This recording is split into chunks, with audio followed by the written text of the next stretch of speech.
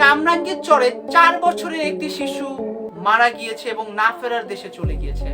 আমরা এমন অনেক সময় রয়েছে যেই সময়গুলোতে কিন্তু আমরা দেখা যায় এমন কিছু ফল কিংবা এমন কিছু সবজি যেগুলোকে আমরা কাঁচা খাই এবং আমরা খেয়ে থাকি এবং ওগুলো কিন্তু অসময়ে। দেখা গিয়েছে ধরেন আপনি টমেটো পেয়েছেন যেটা আসলে অসময়, মানে টমেটোর সিজনে আপনি পাচ্ছেন না, কিংবা আপনি ফুলকপি খেয়েছেন, কিংবা আপনি ধরেন আপেল খেয়েছেন, যদিও এগুলো 12 মাসে অনেক ফল রয়েছে, বাট অনেক ফল কিন্তু আমরা অসময়েও কিন্তু আমরা খেয়ে থাকি এবং আমরা কিনে থাকি।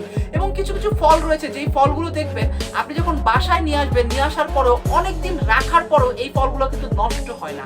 এই যে ফলগুলো নষ্ট হয় না, যখন দেখবেন যে ওই ফলগুলো নষ্ট হচ্ছে না, তখনই ভাববেন যে এর মধ্যে কোনো ঝামেলা রয়েছে এবং এর মধ্যে নিশ্চয়ই কোনো ফরমালিন কিংবা কোনো কিছু মিক্স রয়েছে, যার কারণে আসলে এটা নষ্ট হচ্ছে না।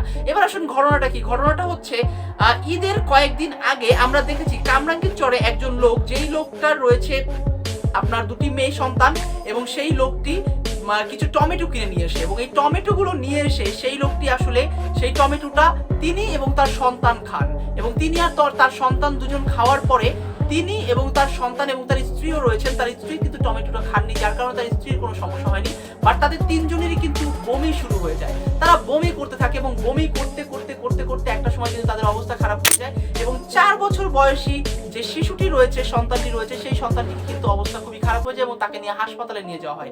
এমার্জেন্সিতে নিয়ে যাওয়ার পরেই ডক্টর বলেন যে আরেকটু সময় আগে আনলে হয়তো বা এই বাচ্চাটাকে বাঁচানো যেত, এবং তাদের অবস্থাও যখন খারাপ হয়ে যায় তখন ডক্টর তাদের সাথে কথা বলে এবং তারা বলে এই অবস্থা যে টমেটো খাওয়ার কারণে তাদের এই প্রবলেমটা হয়েছে। তখন ডাক্তার তাদেরকে আশ্বাস করে যে হয়তোবা টমেটোর মধ্যে ফরমালিন ছিল, যেটা আপনাদের পেটের মধ্যে যে আসলে ওইভাবে আসলে এটা ডায়াগনোস হতে পারে নাই, যার কারণে আপনাদের এমন প্রবলেম হয়ে গেছে। দেখুন, মানুষ খাবার দাবার কিনে কিন্তু তার স্বাস্থ্যের জন্য, তার সুস্বাস্থ্যের জন্য, সে ভালো থাকবে, সে যেন তার লাইফকে লিড করতে পারে, সেই জন্য কিন্তু মানুষ খাবার কিনে। এখন সেই খাবার সে কিনছে বাঁচার জন্য, সেই খাবারে যদি তার মৃত্যুর কারণ হয়ে যায়, এর থেকে দুঃখজনক, এর থেকে কষ্ট আর কোনো কিছু হতে পারে বলে আমি মনে করছি না। মানে এটা খুবই খারাপ, এবং এই নিউজটা আমি যখন পড়েছি তখন কিন্তু আমার কাছে এত খারাপ লেগেছে যেটা আসলে বলার বাহিরে। প্রশ্ন থেকে যায় ওই বাচ্চাটার কি দোষ ছিল ওই বাচ্চাটার? ওই বাচ্চাটা কি অন্যায় করেছে যে অন্যায়টার কারণে বাচ্চাটার আজকে এই সুন্দর একটা দুনিয়া থেকে চলে যেতে হচ্ছে?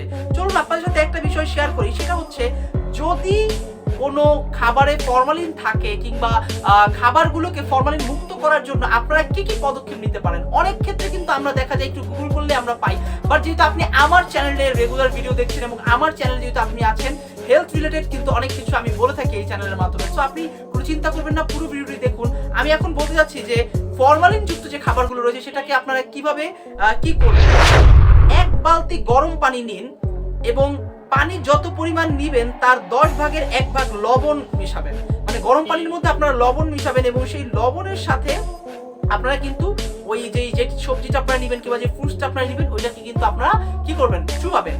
এর পাশাপাশি একটা জিনিস, সেটা হচ্ছে শাকসবজির ক্ষেত্রে 10 থেকে 15 মিনিট আপনারা চুবাবেন, এবং যদি ফলের ক্ষেত্রে হয় তাহলে কমপক্ষে 1 ঘন্টা, মানে ফল হইলে 1 ঘন্টা আপনারা করতে হবে। আর মাছ মাংসের ক্ষেত্রে 1 ঘন্টা, মাছ মাংস 1 ঘন্টা, ফল 1 ঘন্টা, আর শাকসবজি হলে অবশ্যই আপনারা 10 থেকে 15 মিনিট কিন্তু আপনারা এই প্রসেস অনুযায়ী কিন্তু আপনারা এটার ফরমালিনটা মুক্ত করার জন্য এই কাজটা কিন্তু আপনারা করবেন। আমরা অনেক সময় কিন্তু সচেতন হই না, আমরা ডিরেক্ট এসেই কিন্তু অনেক সময় এরকম অনেকেই আছে যারা আসলে আপেল কিনে নিয়ে এসে ডিরেক্ট আপেলটা কোনো রকম ধোয়ও না, ডিরেক্ট খেয়ে ফেলে, যেটা আসলে কিন্তু খুবই খারাপ।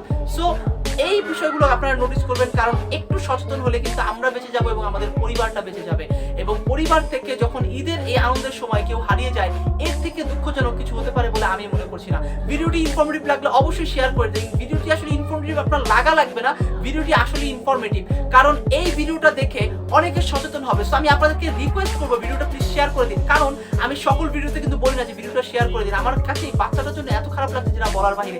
ভিডিওটি শেয়ার করে দিন যেন প্রত্যেকটা মানুষ যেন সচেতন হতে পারে।